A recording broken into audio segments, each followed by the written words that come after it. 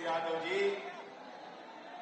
Samajwadi party के इस क्षेत्र से माननीय विधायक जी, समाजवादी पार्टी के प्रत्याशी और आपके समर्थन से जो यहां से चुनाव जीतने जा रहे हैं मनोज कुमार जी के लिए एक बार जोरदार तालियां आप लोग मिलकर बजा दीजिए।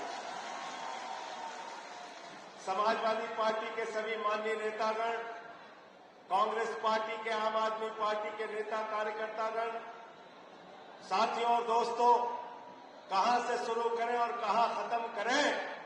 वतन की जो हालत सुनाने लगेंगे तो पत्थर भी आंसू बहाने लगेंगे। वतन की जो हालत सुनाने लगेंगे तो पत्थर भी आंसू बहाने लगेंगे। अगर भीड़ में खो गई आदमियत तो उसे ढूंढने में जमाने लगेंगे। आदमियत का, इंसानियत का कत्ल किया जा रहा है मौजूदा सरकार के अंदर, उसको बचाने के लिए हम सारे लोग इकट्ठा हुए हैं। और उत्तर प्रदेश के अंदर अखिलेश यादव जी के नेतृत्व में जो इंडिया गठबंधन की लड़ाई चल रही है, हम सबको संकल्प लेना है कि उत्तर प्रदेश की राजनीति से भी भारतीय जनता पार्टी की राजनीति को, नफरत की राजनीति को खत्म करना है। इंसानियत की, मोहब्बत की, भाईचारे की, एकता की राजनीति को जिंदा करना है, आगे बढ़ाना है। और समाजवादियों का तो इतिहास यही रहा है।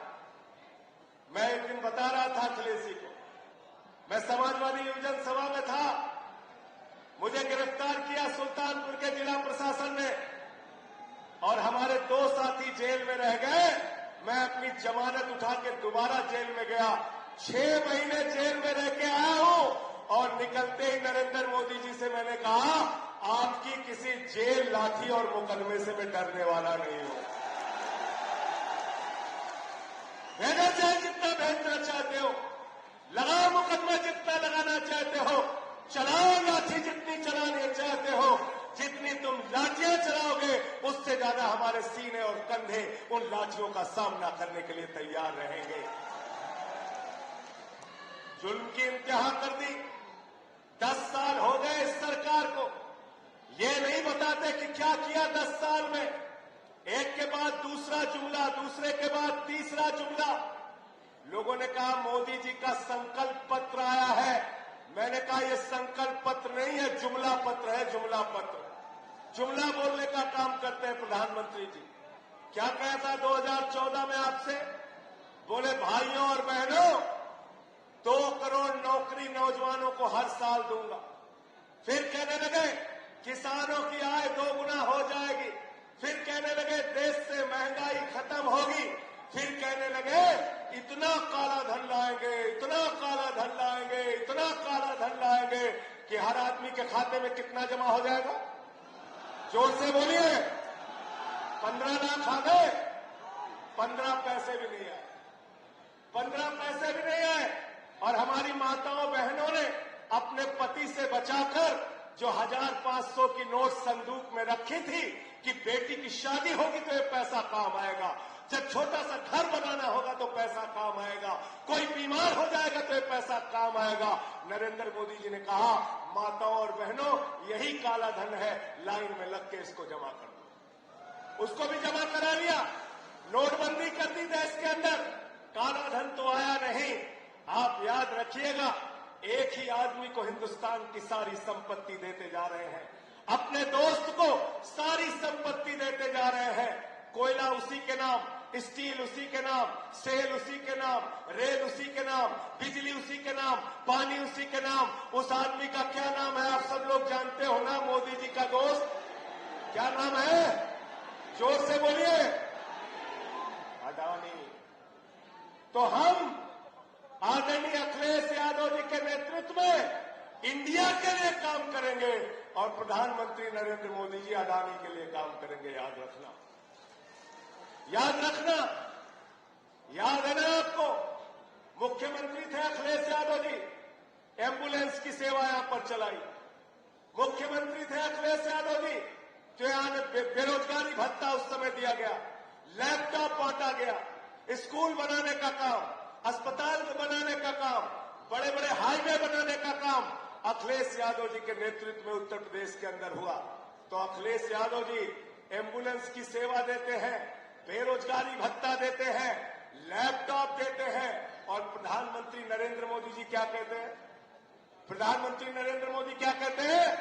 एक चुनावी सभा में भाषण दे रहे थे मोदी जी, उन्होंने कहा ये तो जब चुनावी रैली में जाते हैं तो कहते हैं भाइयों और बहनों आपके लिए स्कूल बनवाएंगे, अस्पताल बनवाएंगे, एम्बुलेंस की सेवा शुरू करेंगे, बेरोजगारी भत्ता देंगे। और जब प्रधानमंत्री जी जाते हैं रैलियों में तो कहते हैं गांव-गांव में कब्रिस्तान है तो शमशान होना चाहिए कि नहीं होना चाहिए? कहते हैं कि नहीं कहते हैं? हमको शमशान नहीं चाहिए, हमको अपने बच्चों के लिए स्कूल चाहिए, अस्पताल चाहिए, अच्छी शिक्षा चाहिए, बिजली चाहिए, पानी चाहिए। क्या कर रहे हैं देश में? चुनी हुई सरकारों को बर्खास्त कर रहे हैं, चुनी हुई सरकारों को तोड़ तोड़ के गिरा रहे हैं। झारखंड में एक आदिवासी नेता, एक मुख्यमंत्री को, हेमंत सोरेन को पकड़ के जेल में डाल दिया। दिल्ली के 3 बार के चुने हुए मुख्यमंत्री को, लोकप्रिय मुख्यमंत्री को, अरविंद केजरीवाल को पकड़ के जेल में डाल दिया। आज मैं पूछना चाहता हूं आप लोगों से, नगीना के लोगों से मैं पूछना चाहता हूं, जरा हमको बताओ, अगर कोई आदमी चुनाव जीत रहा होता है तो अपने विरोधियों को गिरफ्तार कराता है क्या?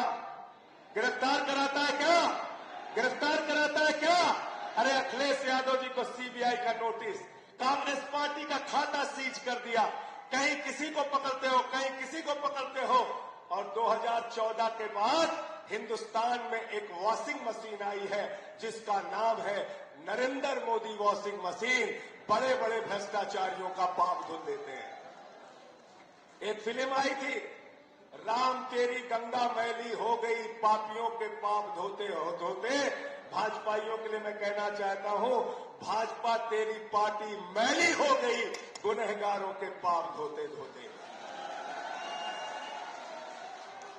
प्रधानमंत्री जी कहते हैं हमारी गारंटी है, कहते हैं मोदी की गारंटी है, एक भी भ्रष्टाचारी को नहीं छोड़ूंगा, इसकी गारंटी है। मैंने कहा मोदी जी बिल्कुल ठीक आप कह रहे हैं, ये मोदी की गारंटी है, किसी भ्रष्टाचारी को नहीं छोड़ूंगा, इस बात की गारंटी है। पूरब से लेकर पश्चिम तक, उत्तर से लेकर दक्षिण तक जितने भ्रष्टाचारी हैं सबको बीजेपी में शामिल करूंगा, इस बात की गारंटी है।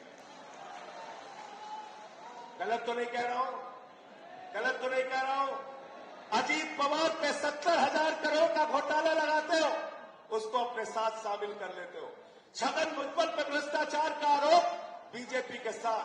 प्रफुल्ल पटेल पे भ्रष्टाचार का आरोप, बीजेपी के साथ। नारायण राणे पे भ्रष्टाचार का आरोप, बीजेपी के साथ। अशोक चौहान पे भ्रष्टाचार का आरोप, बीजेपी के साथ। हसन मुश्रीफ पे भ्रष्टाचार का आरोप, बीजेपी के साथ। तपस राय पे भ्रष्टाचार का आरोप, बीजेपी के साथ। मुकुल राय पे भ्रष्टाचार का आरोप, बीजेपी के साथ। जनार्दन रेड्डी पे भ्रष्टाचार का आरोप, बीजेपी के साथ। हेमंत विश्व शर्मा पे भ्रष्टाचार का आरोप, बीजेपी के साथ। सारे भ्रष्टाचारियों को अपनी पार्टी के साथ शामिल कर लेते हो मोदी जी।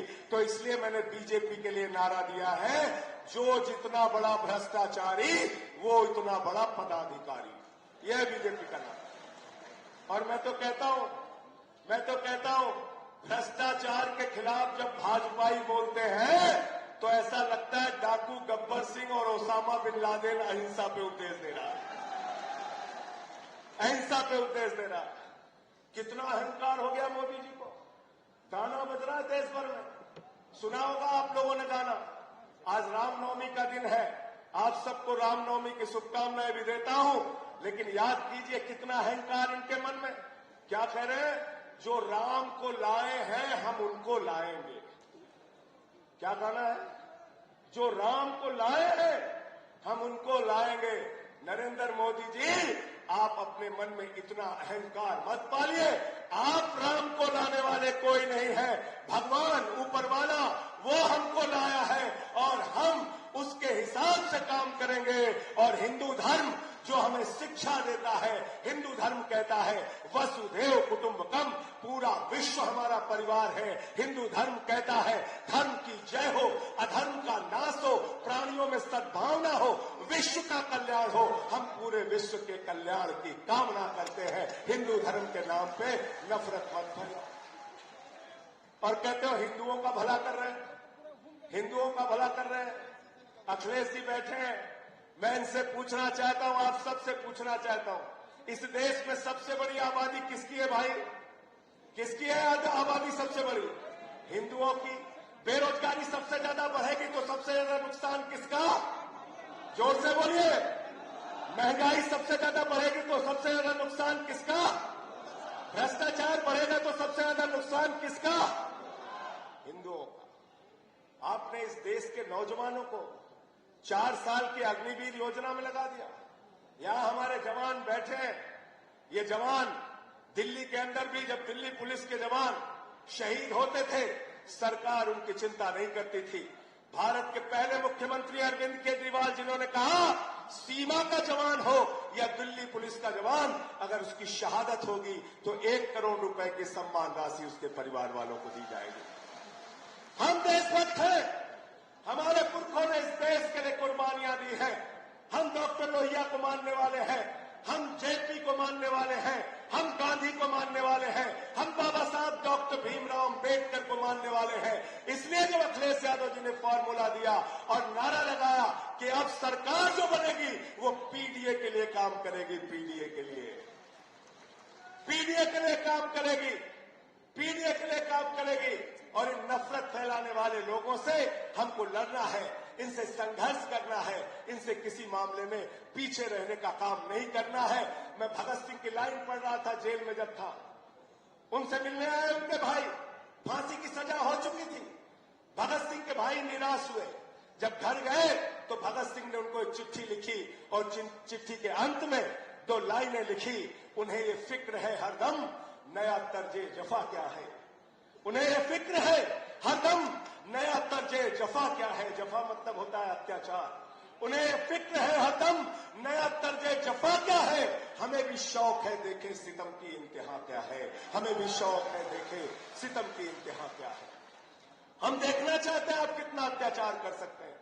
हम देखना चाहते हैं केजरीवाल पे आप कितना अत्याचार कर सकते हैं, हेमंत सोरेन पे कितना अत्याचार कर सकते हैं, समाजवादियों पे कितना अत्याचार कर सकते हैं। अरे समाजवादी तो आंदोलन की कोख से पैदा हुए हैं। आम आदमी पार्टी भी आंदोलन के कोख से पैदा हुई पार्टी है। कांग्रेस पार्टी ने आजादी के आंदोलन में हिस्सा लिया है। तो हम लोग तो आंदोलन का एक लंबा इतिहास है, लेकिन भाजपाइयों के पुरखों का इतिहास पढ़ोगे तो शर्मिंदा हो जाओगे, शर्मिंदा हो जाओगे, शर्मिंदा हो जाओगे।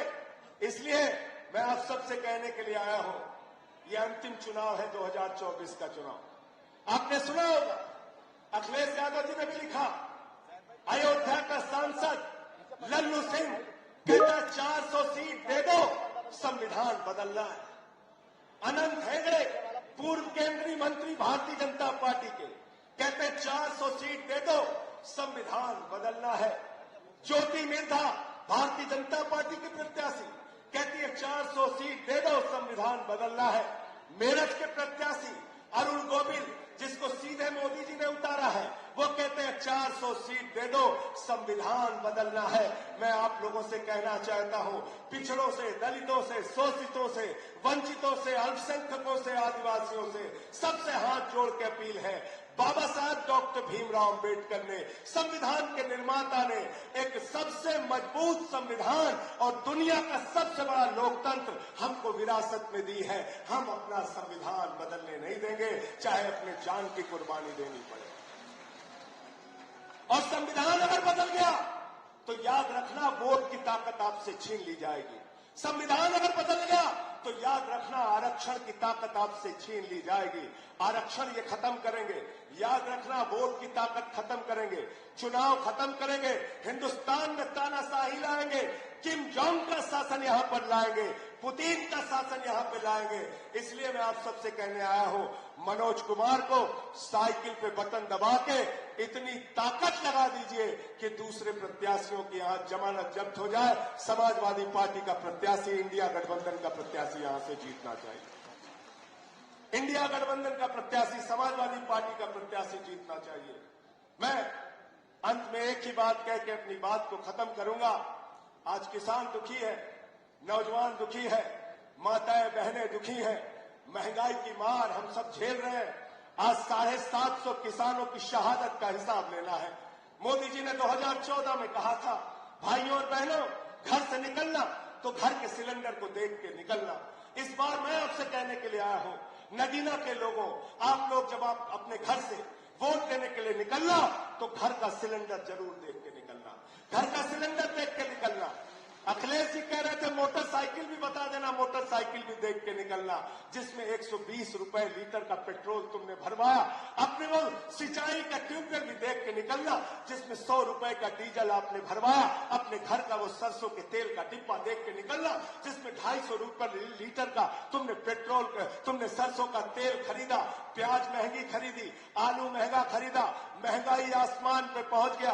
महंगाई से, बेरोजगारी से, अशिक्षा से छुटकारा चाहते हो तो यहां से समाजवादी पार्टी के कैंडिडेट को जिता देना, समाजवादी पार्टी के कैंडिडेट को जिता देना। भाई मनोज कुमार जी के लिए दिन रात मेहनत करके, हो सकता है इस रैली के बाद अखिलेश जी दोबारा आपके बीच में रैली करने के लिए ना आए, उनको बहुत दूसरे क्षेत्रों में जाना है। एक एक कार्यकर्ता अखिलेश यादव बन के गांव गांव में जाएगा, 4 गुना ज्यादा मेहनत करेगा। आम आदमी पार्टी का कार्यकर्ता, कांग्रेस पार्टी का कार्यकर्ता और समाजवादी पार्टी को यहां से जिताने का काम करेगा, साइकिल को यहां से जिताने का काम करेगा। साथियों और दोस्तों, इन्हीं शब्दों के साथ कि ये अमन बिक रहा है, चमन बिक रहा है, गरीबों के तन का कफन बिक रहा है, बाजारों में बहनों का तन बिक रहा है और तुम बुरा न मानो तो कह दो, इन बेईमानों के हाथों वतन बिक रहा है, इन बेईमानों के हाथों वतन बिक रहा है। इस वतन को बचाने के लिए हम सबको, हिंदू मुसलमान, अगड़ा पिछड़ा, दलित सवर्ण की बाधाएं तोड़कर एक साथ काम करना पड़ेगा। और सवर्ण क्षत्रिय समाज के लोगों को तो आप देखिए कितना आक्रोश है, बड़ी बड़ी रैलियां हो रही है, लाखों लाखों। क्या हो गया? एक रूपाला जी है इनके केंद्र के मंत्री भारतीय जनता पार्टी के, वो क्षत्रिय समाज की बहु बेटियों पे सवाल उठाते हैं। मैं उनसे कहना चाहता हूं, रूपाला जी, अगर आपको हमसे लड़ना है, हमसे लड़िए। हमारे समाज के बहु बेटियों पे सवाल उठाएंगे तो बर्दाश्त नहीं किया जाएगा, सूद समेत आपको जवाब दिया जाएगा। सब लोग मिलकर इकट्ठा होकर बीजेपी को हराओ, मोदी को हटाओ, तानाशाह को हटाओ, लोकतंत्र को बचाओ, संविधान को बचाओ। जय हिंद, इंकलाब जिंदाबाद।